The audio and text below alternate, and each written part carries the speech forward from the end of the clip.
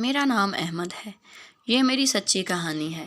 کنزا اور میں ایک دوسرے سے بہت پیار کرتے تھے اور ہماری منگنی بھی ہو گئی تھی۔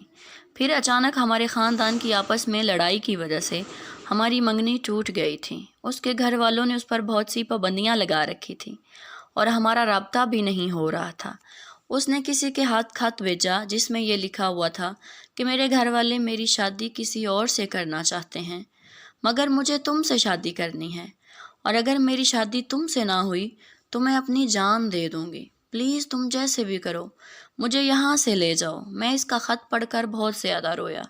میں اس معاملے میں کچھ کر بھی نہیں سکتا تھا کیونکہ میری عمر 18 سال سے بھی کم تھی اور کورٹ میرج بھی نہیں ہو سکتی تھی۔ میں نے اسے اس خط کا جواب لکھا کہ کچھ وقت انتظار کر لو، ہماری عمر 18 سال کے ہوتے ہی کورٹ میں جا کے شادی کر لیں گے، مگر اس خط کا کوئی جواب نہ آیا۔ 1 مہینے کے بعد پتہ چلا کہ اس کی منگنی کہیں اور کر دی گئی ہے۔ میں سمجھا کہ اس کی منگنی زبردستی ہو گئی ہے۔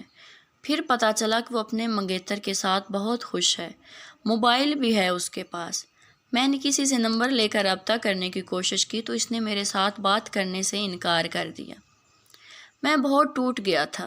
میرے درد کو سمجھنے والا کوئی نہیں تھا، جس سے میں نے اس پوری دنیا سے بڑھ کے پیار کیا تھا، قسمیں کھائی تھی۔ اس نے ہی مجھے دھوکہ دیا۔ وہ کیسے مجھے بھول سکتی تھی؟ کیسے کسی اور کی ہونے جا رہی تھی؟ میں اندر ہی اندر اس بات کی وجہ سے ٹوٹ رہا تھا، ٹوٹ چکا تھا، اور میرا درد کوئی بھی سمجھنے والا نہ تھا۔ پھر ایک دن اس کا رشتہ وہاں سے بھی ٹوٹ گیا۔ مجھے اس بات کی بہت خوشی ہوئی کہ اب شاید وہ میرے پاس لوٹ آئے گی، مگر اس نے ایسا نہیں کیا، وہ لوٹ کر نہیں آئی۔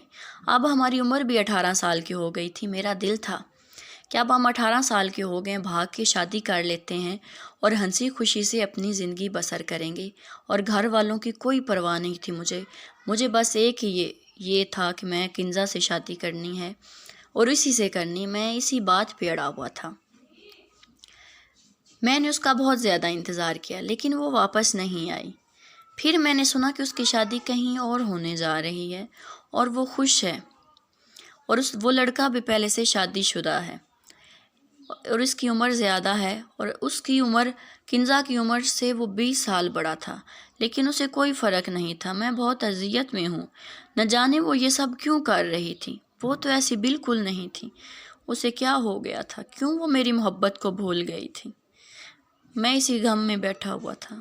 مجھے ابھی بھی انتظار ہے اس کا کہ کب وہ لوٹ کر میرے پاس آئے گی۔